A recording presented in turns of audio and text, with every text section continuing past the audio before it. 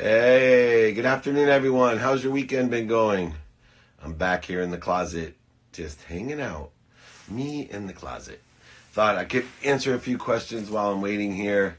Welcome, everybody. Ariana, welcome. Omar, welcome, welcome, welcome. Hopefully, everybody can hear me. I know we've had some volume issues. Make sure that's up nice and high. So, very good. Give me a thumbs up, somebody, if you can hear me.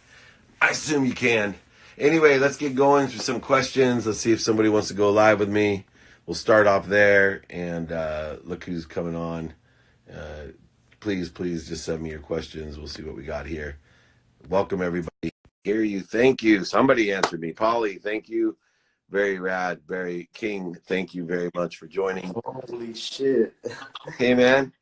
Surely I didn't believe this. Holy shit.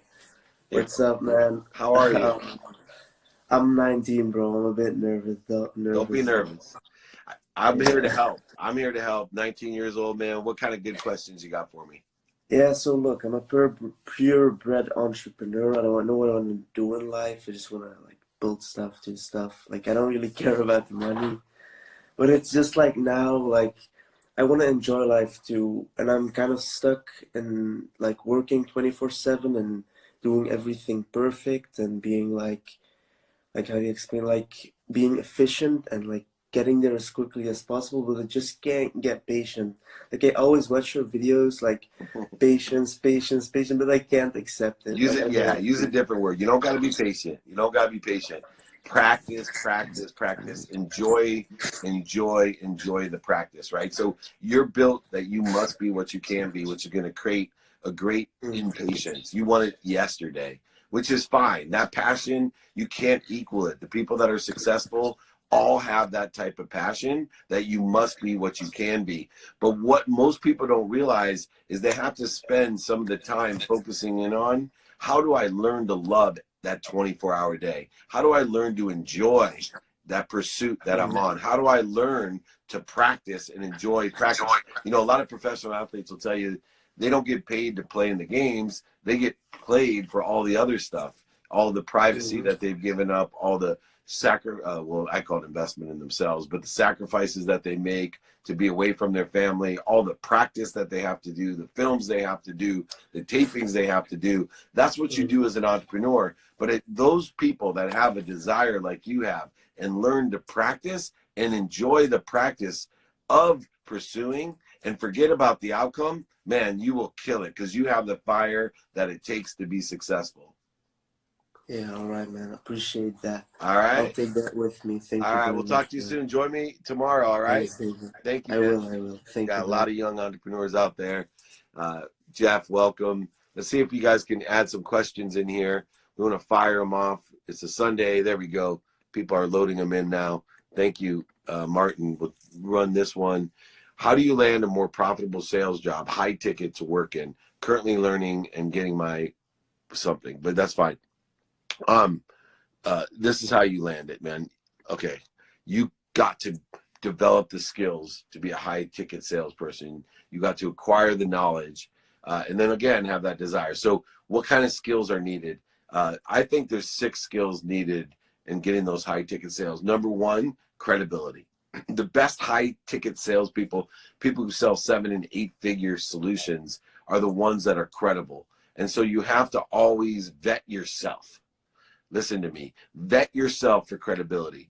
What happens is a lot of times, no matter how successful we are, we feel like we're not enough.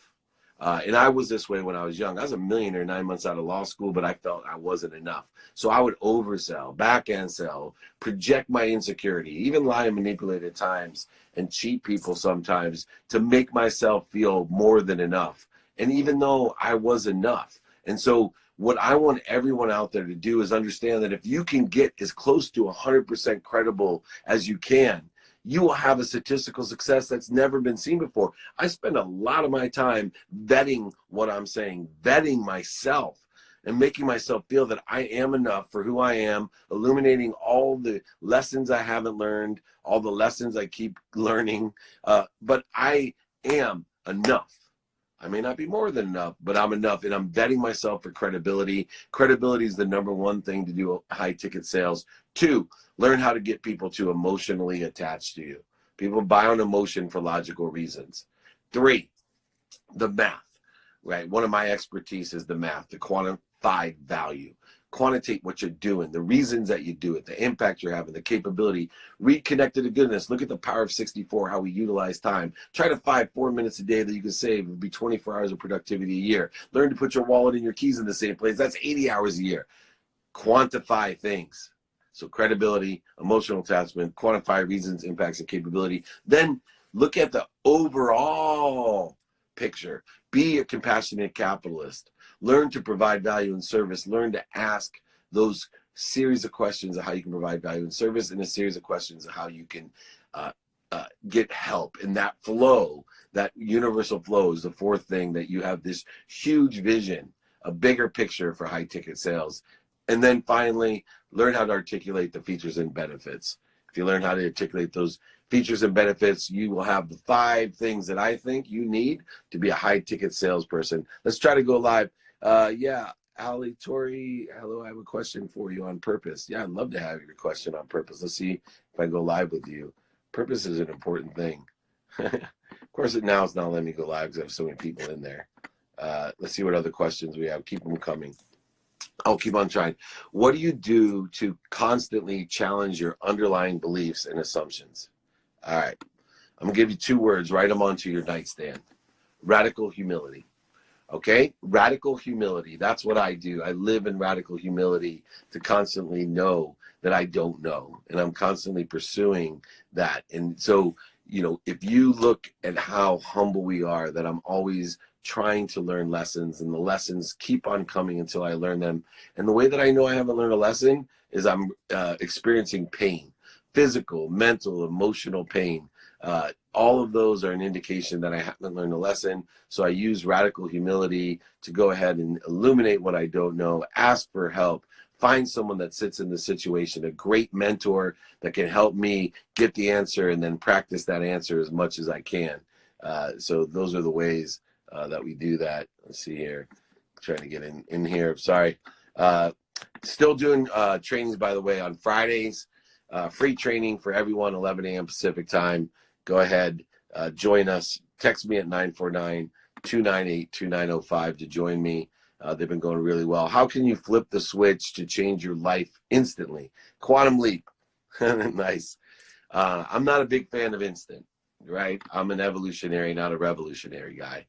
So I believe that to make change occur, that we have to enjoy the consistent, everyday, persistent, without quit pursuit of your potential. All right. So I don't believe we can instantly do it. I think that takes a very high frequency, a high awareness, a high vibration. I haven't figured it out, but things can come more rapidly and more accurately, absolutely, through the consistent, persistent pursuit of your potential. Let's see if we can go live with someone. For some reason, it's not letting me. I would love to have that connectivity of some sort. We're moving and grooving. I want to blow it. What steps should one take in making better decisions? What should be weighed and considered? Okay, there's 4 things in decision making, and it's taking inventory of your values. So make sure you take inventory of your values every day, especially in a compressed uncertainty time like we are, with very large amounts of changes that happen daily. Take inventory of your personal values, your experiential values, your giving values and receiving values. They don't have to be balanced every day. Some days you could be almost 100% on giving, some days 100% on receiving. Others, it could just be for the experience of it, and kind of working from there. I'm still trying to get you guys to join me. I apologize, working on this ability. So we'll just keep answering questions. We'll keep them rapid fire. May we go live together? Yes, Elijah, I want to go live with you. I apologize, but Instagram sometimes is not cooperating in that respect. But we're going to do our best and keep on powering through. How do you keep your feelings separate from your decision making? Predetermine your values. So for me, taking inventory, separating out my emotions. So even in the downflow, one of the biggest problems people have is they make emotional decisions with their money. I predetermine beginning of the year the percentages of downstream of any dollar that I focus in on making is downstream by percentage, predetermined, so that I don't make any emotional. I might leave 10% lottery in there for emotional investing and spending. But the rest, the 90%, is predetermined. And it doesn't matter whether I make $1 or $100 million, it's all predetermined. So I take out my emotion from that. How about embracing others to bring out the best, even when they know what to do, but have no courage to do it? Look, you can't change anybody else. You can't change anyone else. You can only change yourself. And we don't like change. Only a wet baby like change. So make sure that you're sitting in a spot of understanding and praying for their happiness. Those are the two things that I focus in on. How do I understand someone and how do I pray for their happiness? Still trying my best. Mario, welcome, buddy. I want to go live with you. My phone is not cooperating. Let's go down and answer some more questions. Thank you. Everyone, don't forget I'll be going live tomorrow morning at 8 a.m. as well. I will be Friday free trainings. Come and join me. You can text me. David, I'm working on a startup. What are your biggest pieces of advice?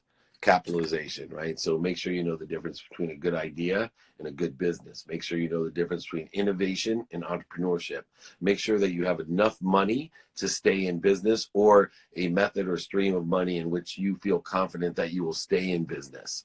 You are accountable to that business. That business provides jobs. It provides revenue for a variety of different things. So you need to know that the heartbeat of a business is to stay in business. So you need to make sure that you have a fiscal plan, connecting the dots backwards on how you're going to monetize this, how you're going to stay in business. Not just making money, could be investing yourself, sleeping on your parents' couch or in a car. I've seen it all done. I have done it all myself as well and made those investments down to where I was praying to God, if he could just give me money, I'd shovel shit with my hands 12 hours a day, 6 days a week in gratitude. In gratitude. That's the burning desire to be what I can be. We are gaining people to go live, and I wish this would connect me. I apologize. Let's take one more question here.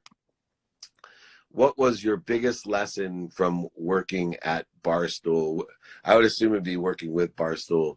The lessons on those guys is reality, right? I mean, they are so true to themselves.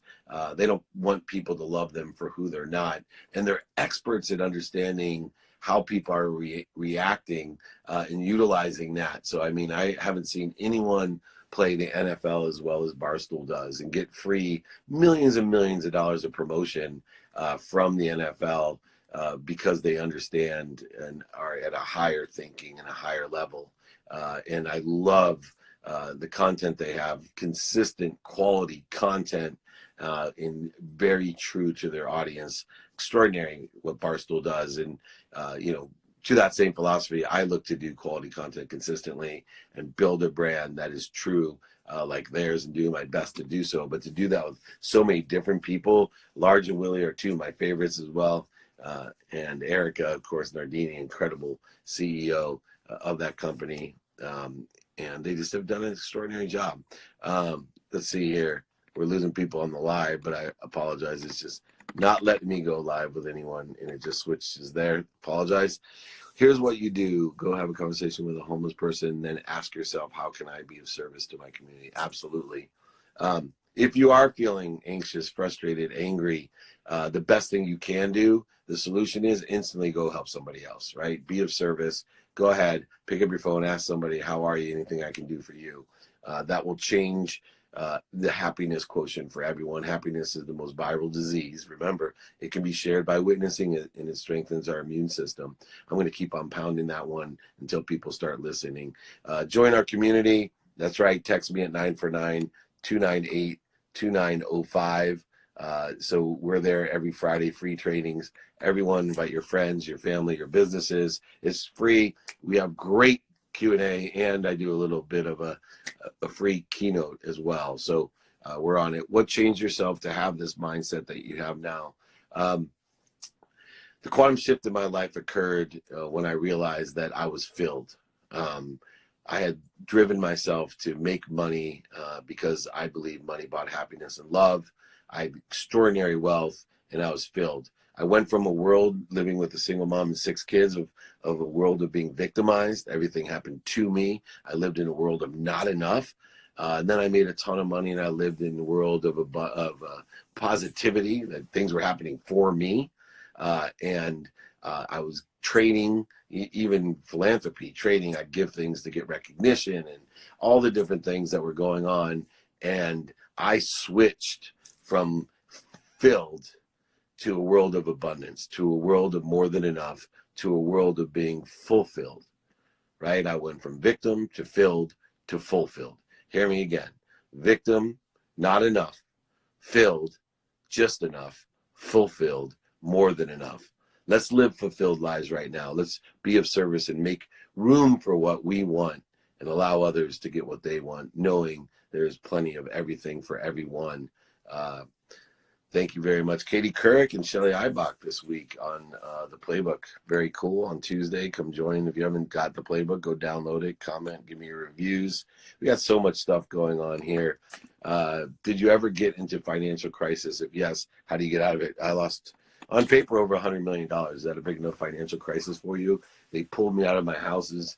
All the things I owned, gone. I lived in a rented house with rented furniture, pregnant wife with 3 other kids.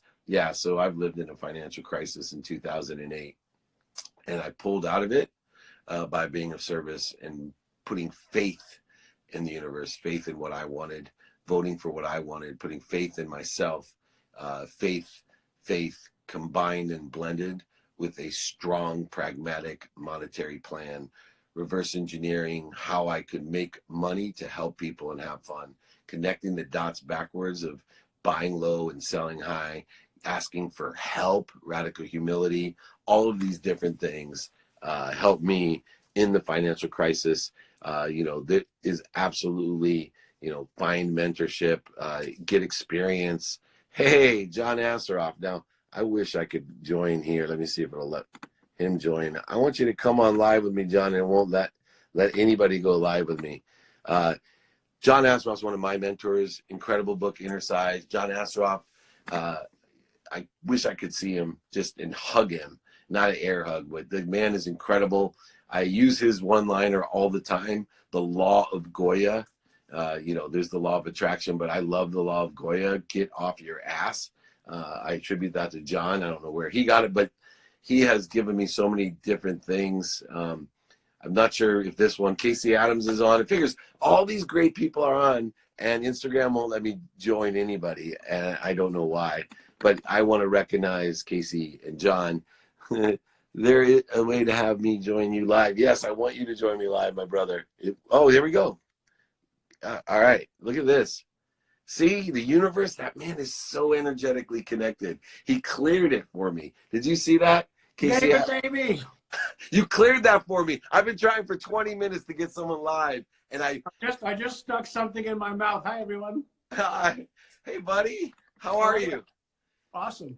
You're awesome. I've just drive by your house going, I wish I could stop by and instead of spread happiness with you, because you are an incredible human being. How's it? How are you? I love your stuff, man. I love your stuff. You put on so much amazing stuff to the world, and you make such a big difference in the world, and you give and give like nobody outgives you. Oh, man, I'm working on it, but you teach me so much, and I'm trying to spread the word and the happiness. Give me some more good lessons. What are you thinking about today? What are we teaching? You know what? Actually, I was just writing some stuff today around what's going on in the world right now, and all of the negativity and all of the fear and all of the uncertainty and all the unpredictability. And I was thinking, and I was actually just writing some stuff. I'm going to do a little article on, how one of the greatest skills each one of us can have right now is the skill of being an adaptationist. Nice. Right? Adaptationist or a changeologist. And there's a lot of people who are resisting what's going on. And I mean, resisting it is so futile of an energy use. And so my question for my students and for myself as well, right, is how do I adapt, even when I don't understand everything that's going on? I don't like a lot of what's going on. There's a lot of uncertainty and unpredictability. However, the only thing I can control is my adaptation to it and my ability to shift, and do that. So that's awesome. I'm sitting here in my home office. That's so cool. This is my flow motion piece of art, right? Flow. You got to Yeah. go with the flow, and so this reminds me, this is the flow right now. Got to go with the flow. And I think control, the four things we can control in the flow: our mindset, our feelings, what we say and what we hear, and of course what we do. And I think if we have those four things attributed to the adaptation that you're talking about, the evolutionary process, I also think through that, I've learned, and I know this sounds silly, but in racing cars, if you focus in on the cones when you're training, right? Like, I forget who just taught me this, but it's so true, right? Like, so many people are focusing in on the wall and they keep hitting the wall. And I am so looking at the finish line, like the road in front of me, and enjoying it. And, it's just a switch in my mind. I'm like, wow, I have so many capabilities I didn't know about. I have so many relationships that mean so much to me that I didn't even pay any attention or awareness to. And people like you, who I do, blessed at least, get to communicate and we're in consistent contact with, but other people out of the woodwork are arising, and I'm like, wait a second, I have to reprioritize, adapt, and I'm going to continue to adapt when we get through this as well to enhance my life. I'm going to be better for this, and it's not even economically. I'm not worried about that. I'm going to be better and happier because of what I've learned through this. Absolutely. I think each one of us has an opportunity to make sure that our values and our priorities are in alignment with what we want instead of what we don't want. And the other thing that, I know I'm focusing on, I know you are, and our students, we're teaching it to them, is how do you thrive in this economic, uncertain time? How do you? And when we focus on how can I, instead of, oh my God, I can't because I just lost my job. I can't because my company is closed. I can't because, then as you know, our brain says, okay, then that's why you can't. And so I am consistently focusing every hour, I have a little bell that goes off that gives me a check-in to make sure that I'm thinking of the right stuff, I'm feeling the right things that I want to feel, and then am I taking the actions to make sure that I'm thriving instead of surviving?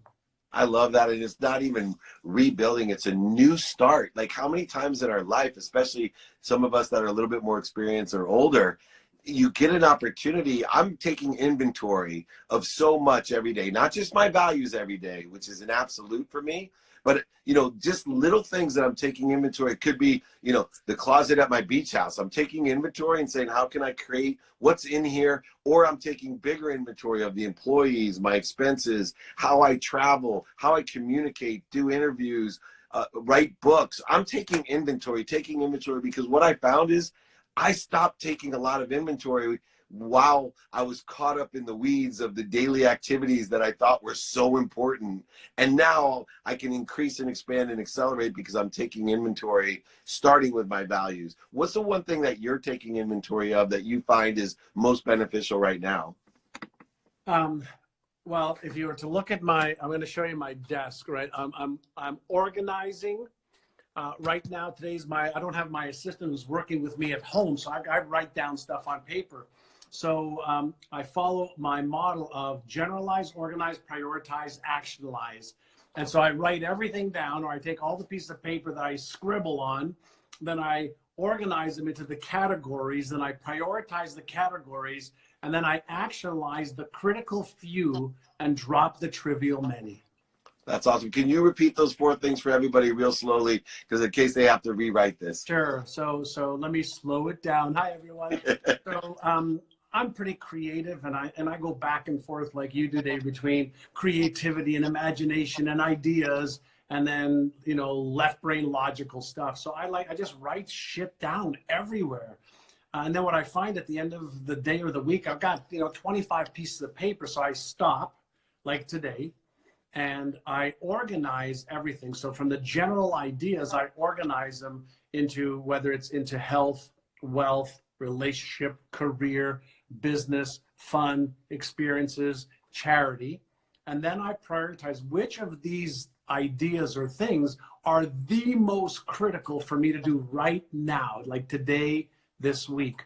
And I write down A1, A1, A1, A1, and then I put them into my calendar. So it's generalize, organize, prioritize, actionalize. I love it. The man with the law of Goya, genius, my inner size brother. Anything I can do to be of service, please send my love to your whole family. I was just going on Instagram to see my Instagram account, and I saw you going live, so I just clicked it. I said, my buddy's on. And so I just wasn't scheduled, so I just didn't. I've got to have you on my Instagram channel, too. I will look for it. Schedule it, whatever. I love you. Thank you. Thank you. Thanks to everybody. Bye. Wow, what a treat. What a treat. What a treat. Not scheduled. You know, some of these are. Casey Adams, I see you on your Let's Do It next time as well. The Law of Goya, Ricky Mendez, one of my greats. If you haven't heard him speak, that guy blows it up. One of my biggest pride and joys to elevate others, to elevate yourself, to watch him speak. It's unbelievable. Anyway, everyone, I got to jump to at 3 o'clock. I'm going to be here 8 a.m. tomorrow. Don't forget to text me at 949-298-2905. Pinned at the bottom. I do a free training every Friday, 11 a.m. We go through all this stuff. We have unbelievable stuff going on in the world. Let's get focused on the road ahead of us. Be kind to your future self and do good deeds. I promise you we'll spread happiness like a virus you've never seen, and we'll strengthen everybody's immune system. Have a great rest of your weekend.